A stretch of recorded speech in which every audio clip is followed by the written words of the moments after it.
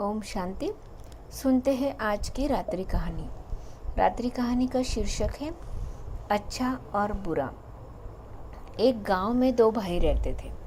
उनमें से एक बड़ा बिजनेसमैन था जिसका पूरे देश भर में नाम था और प्रतिष्ठा भी थी, और दूसरा बिल्कुल निठल्ला और नशा करता था। लोगों को उन दोनों भाइयों को देखकर आश्चर्य होता था कि आखिर दोनों एक ही माँ के बेटे होकर के इतना अंतर क्यों है। कुछ लोगों ने इसका पता लगाने का निश्चय किया और शाम को दोनों भाइयों के घर पहुंचे। अंदर घुसते उन्हें नशे में धुत एक व्यक्ति दिखाई दिया। उन्होंने उससे पूछा कि बेवजह लोगों से लड़ाई झगड़ा करते हो, आखिर यह सब करने की वजह क्या है। उसने कहा, मेरे पिता। उसने उत्तर दिया। वह बोला, मेरे पिता शराबी थे। वे अक्सर मेरी माँ और हम दोनों भाइयों को पीटा करते थे। ऐसे में तुम लोग मुझसे और क्या उम्मीद कर सकते हो, इसलिए मैं भी अपने पिता के जैसा ही बन गया हूँ। फिर वो दूसरे भाई के पास गए। लोगों ने उनसे भी वही प्रश्न किया, आप इतनी सम्मानित और प्रतिष्ठित बिजनेसमैन हैं, इसकी वजह क्या है। मेरे पिता, दूसरे भाई ने भी उत्तर दिया। यह सुनकर लोगों को बहुत आश्चर्य हुआ। उन्होंने पूछा, भला वो कैसे। वह बोला, मेरे पिता शराबी थे। नशे में वह हमें रोज मारते पीटते थे। मेरी माँ भी बहुत दुखी होती थी और हम पूरा जीवन हमने दुख में काटा है।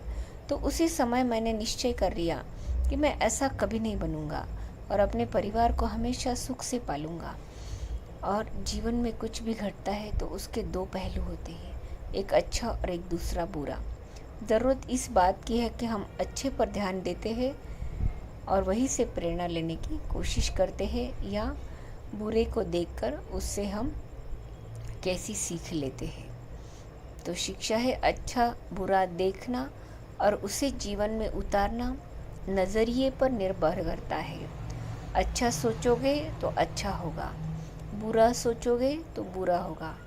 इसलिए लोगों की कमज़ोरियाँ देखना हम छोड़ दें ना। किसी किसी को आदत होती है सब कुछ अच्छा होते हुए भी, 99% अच्छा होते हुए भी 1% अगर कमी है तो वो उसको ही हाईलाइट करेंगे। तो उसी कमी से हमारा भी और दूसरे का भी जीवन भर जाएगा। इसलिए हम जैसे परमात्मा भी हमें कहते कि सबकी अच्छाई देखो, आप होली हंस हो। किसी में भी अगर 9 अवगुण है तो एक गुण तो होगा, तो उस गुण पर अपना ध्यान केंद्रित करो, तो उसका जीवन भी अच्छा हो जाएगा और तुम्हारा जीवन भी अच्छा हो जाएगा ना। जब भी हम किसी का अवगुण देखते हैं तो अपने आप की तुलना उस मक्खी से कीजिए जो सिर्फ गंध पर बैठती है। तो सोचो कि मुझे मक्खी नहीं बनना है, मुझे गंध की तरफ आकर्षित नहीं होना है, मुझे हर एक के अंदर जो गुण रूपी मोती है उनको ही देखना है और उनको ही ग्रहण भी करना है। माना अपने चरित्र में, अपने स्वभाव में उन अच्छे गुणों को धारण भी करना है, क्योंकि जब तक देखेंगे नहीं तो हमारे अंदर वो चीज़ें आएंगी नहीं।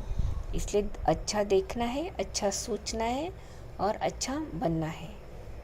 अच्छा। ओम शांति।